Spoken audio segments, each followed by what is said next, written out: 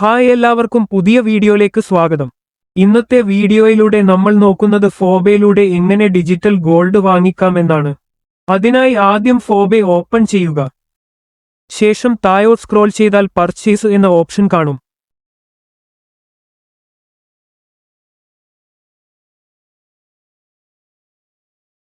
അതിൽ ആദ്യമുള്ള gold click ചെയ്യുക.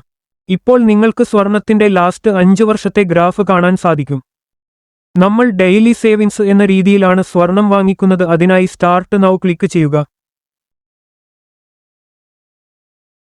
ഞാൻ ഇവിടെ 10 രൂപക്കാണ് സ്വർണം വാങ്ങിക്കുന്നത്. ഇവിടെ 3% ടാക്സ് കൊടുക്കണം. ശേഷം കണ്ടിന്യൂ ആൻഡ് സെറ്റപ്പ് കൊടുക്കുക. ശേഷം പേ ചെയ്യുക.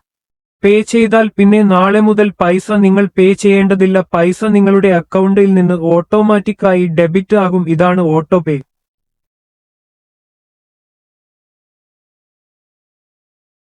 ഇപ്പോൾ നിങ്ങൾക്ക് ഇവിടെ സ്വർണം വാങ്ങിച്ചത് കാണാൻ സാധിക്കും.